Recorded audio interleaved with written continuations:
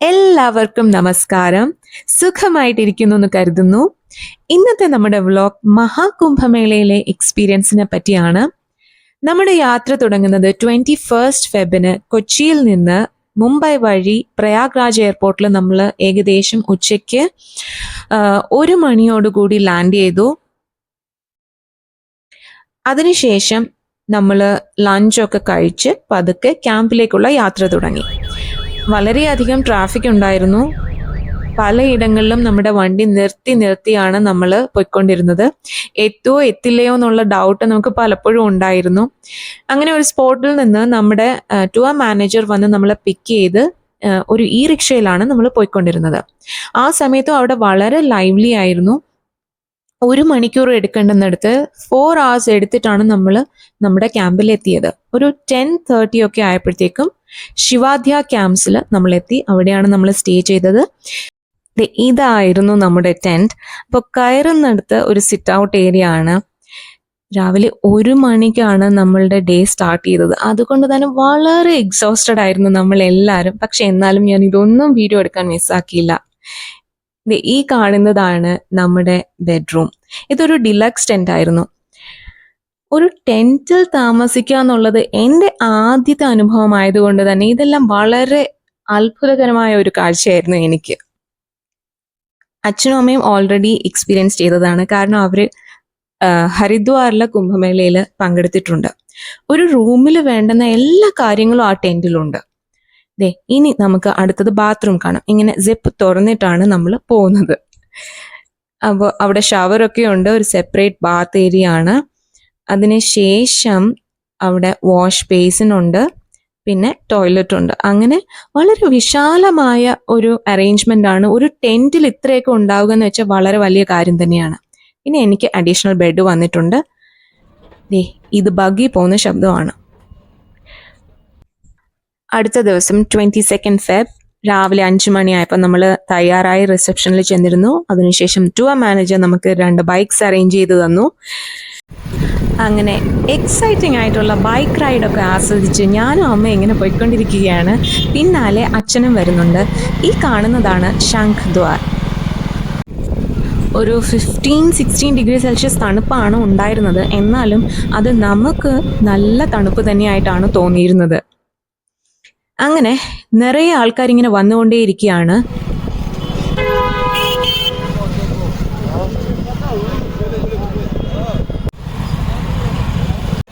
ഈ കാണുന്നതാണ് തൃശൂൽ ദ്വാർ.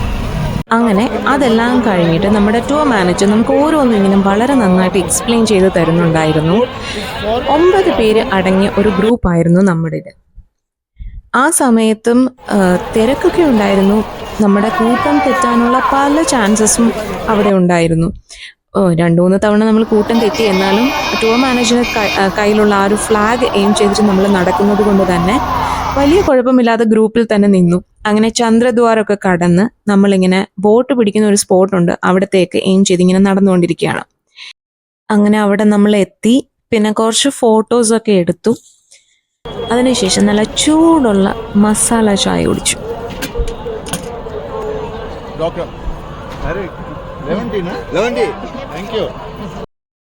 ചാട്ട് മസാലയുടെ ആ ഒരു ടേസ്റ്റ് ആയിരുന്നു അതിൽ മുന്നിൽ നിന്നിരുന്നത്.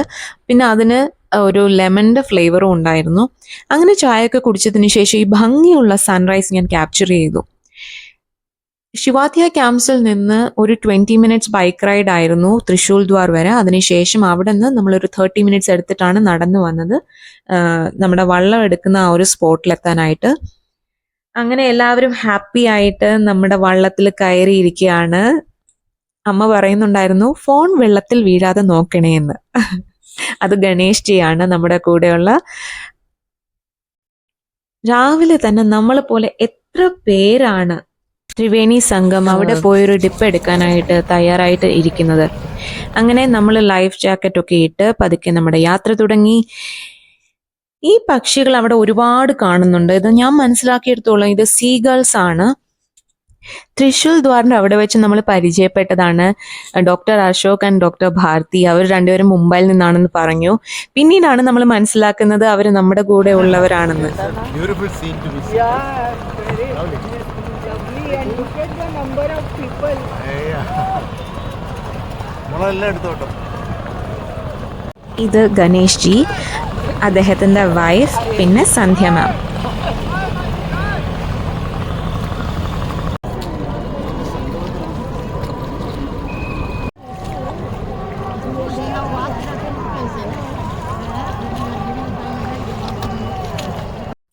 സത്യം പറഞ്ഞാൽ ഇതെൻ്റെ ആദ്യത്തെ അനുഭവമാണ് ഇങ്ങനെ വള്ളത്തിൽ പോകുന്നത് പോലും. കാരണം ഞാൻ ഇതൊക്കെ മൂവീസിൽ മാത്രം കണ്ടിട്ടുള്ള കാര്യമാണ്, ഇങ്ങനെ തുഴഞ്ഞു പോകുന്ന വള്ളം. അങ്ങനെ നമ്മൾ ത്രിവേണി സംഘം അവിടെ എത്തിയിരിക്കുകയാണ്. വളരെ പ്രയാസപ്പെട്ടായാലും ബോട്ടൊക്കെ അടുപ്പിച്ചു. ഇവിടെ നമ്മൾ ഒരുപാട് കാത്തിരുന്ന നിമിഷങ്ങളാണ് നമ്മൾ ഈ കാണുന്നതെല്ലാം. ഫോട്ടോസ് എങ്കിലും നമുക്ക് ഓർമ്മയ്ക്കായിട്ടുണ്ട്, വീഡിയോസ് ഒന്നും എടുക്കാനായിട്ട് പറ്റിയില്ല. മുങ്ങിയപ്പോൾ എൻ്റെ തല ഫുള്ളായിട്ട് മുങ്ങിയില്ല എന്നുള്ളൊരു ചെറിയ കംപ്ലൈൻറ്റ് എനിക്കുണ്ടായിരുന്നു. ഞാൻ അത് അമ്മയോട് പറയുകയായിരുന്നു. പക്ഷെ എന്നാലും ഞാൻ വെള്ളം എടുത്ത് തലയിൽ ഒഴിക്കുകയാണ് ചെയ്തത്. സാരമില്ല, എന്നാലും ഇത്രയും ഒരു എക്സ്പീരിയൻസ് എനിക്ക് കിട്ടിയല്ലോ എന്ന ആ ഒരു ഗ്രാറ്റിറ്റ്യൂഡ് എനിക്കുണ്ടായിരുന്നു. എൻ്റെ തൊട്ട് മുന്നിലിരിക്കുന്നതാണ് ലളിത മാം. നമ്മുടെ കൂടെ വന്ന സന്ധ്യ മാമിന്റെ ഐഡിയ ആയിരുന്നു ഇതുപോലെ എല്ലാവരും ചന്ദനം തേച്ച് തൃശ്ശൂൽ ചെയ്യണം എന്നുള്ളത്. അച്ഛന് കിട്ടിയത് രാധേന്ന് എഴുതിയതായിരുന്നു. മുങ്ങിയപ്പോൾ എൻ്റെ തല ഫുള്ളായിട്ട് മുങ്ങിയില്ല എന്നുള്ള ഒരു ചെറിയ വിഷമം തൃശ്ശൂർ സിമ്മിൽ വളരെ ഭംഗിയായി വന്നതോടുകൂടി ഒന്ന് മാറിക്കിട്ടി.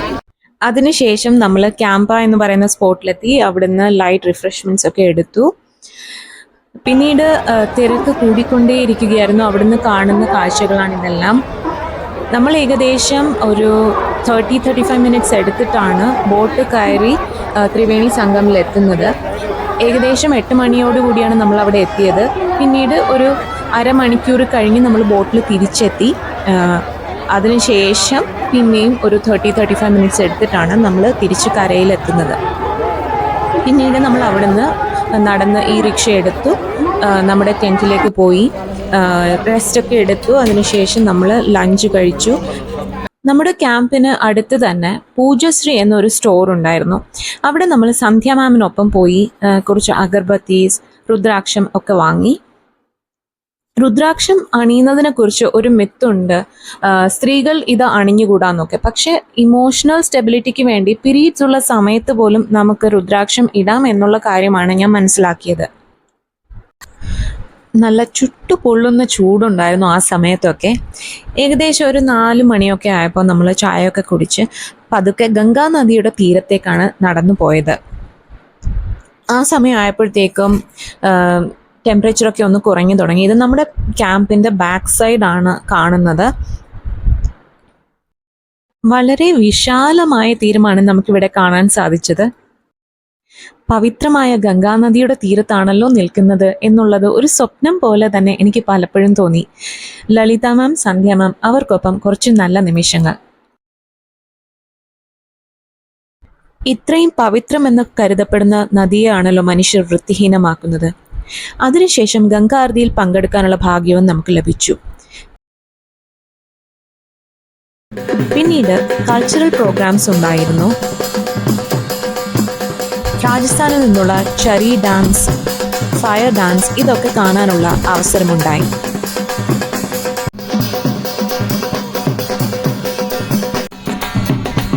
ഇതാണ് ഫയർ ഡാൻസ്. ഫയർ ഡാൻസ് വളരെ സ്കിൽഫുൾ ആണ്. ലാസ്റ്റ് നമുക്ക് കാണാൻ പറ്റും അയാൾ കെറസിൻ ഓയിലാണെന്ന് തോന്നുന്നു, അത് വായിൽ കൊണ്ടിട്ട് ഫയറിലേക്ക് ഇങ്ങനെ സ്പ്രേ ചെയ്യും. അത് വളരെ ഇംപ്രസീവ് ആയിരുന്നു. നല്ല പെർഫോമൻസ് ആയിരുന്നു.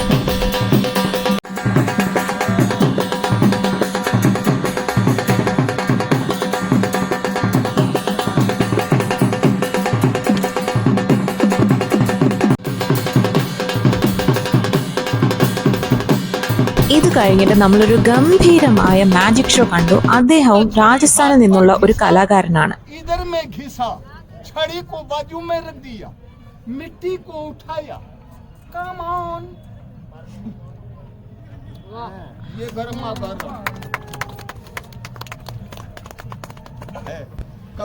അടുത്തതായിട്ട് ഒരു പ്രാവിനെ കൊണ്ടുവരുന്ന മാജിക് ആണ് അദ്ദേഹം കാണിക്കാൻ പോകുന്നത്. നമ്മൾ സാധാരണയായിട്ട് ടി വിയിൽ മാജിക് ഷോസ് കാണാറുണ്ട്, അതല്ലാന്നുണ്ടെങ്കിൽ ദൂരെ നിന്ന് ഒരു മജീഷ്യൻ സ്റ്റേജിൽ നിന്ന് പെർഫോം ചെയ്യുന്നതായിട്ടൊക്കെ നമ്മൾ കണ്ടിട്ടുണ്ട്. പക്ഷേ ഇത് നമ്മൾ തൊട്ട് മുമ്പിലിരുന്നാണ് അദ്ദേഹം ഈ മാജിക് കാണിക്കുന്നത്. എന്നിട്ടും ഇതെങ്ങനെയൊക്കെ സംഭവിക്കുന്നു എന്നുള്ളത് നമുക്ക് ഒന്നും മനസ്സിലാവില്ല. വളരെ സ്റ്റണ്ണിങ് ആയിട്ടുള്ള ഒരു പെർഫോമൻസ് ആയിരുന്നു. അതുകൊണ്ട് തന്നെയാണ് ഞാനിതിവിടെ ആഡ് ചെയ്യുന്നത്. അപ്പോൾ പ്രാവ് എങ്ങനെയാ വരുന്നതെന്ന് കണ്ടു നോക്കിയാലോ. ज्यादा बड़ा मत बने, छोटा बन जा। बन गया है जी, देखो दिखा रहा हूँ। कबूतर बन चुका है दादा भाई, मगर इसकी पूंछ नहीं बनी है। देखो जी पूंछ भी बना देता हूँ, पहले बोली सुनो, देखो बोलेगा। बोल बोल। बन गया जी। कलर नहीं दिखाया, बम्बई वाला बनाएंगे जो शूटिंग में दिया था सलमान खान को। कपड़े को अलग, बाहर आजा बम्बई वाले।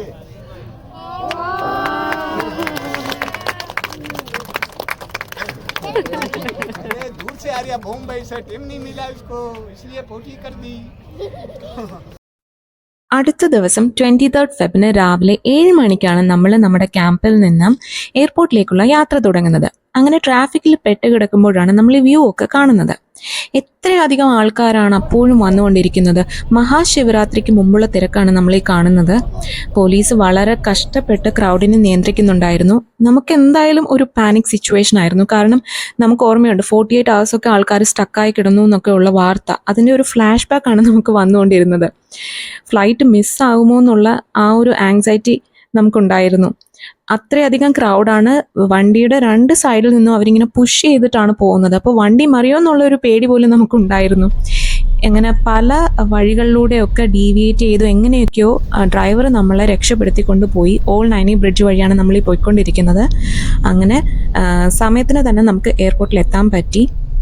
മഹാകുംഭമേളയുടെ എക്സ്പീരിയൻസ് നമുക്ക് മനസ്സിലാക്കി തരുന്ന ഒരു കാര്യമുണ്ട്.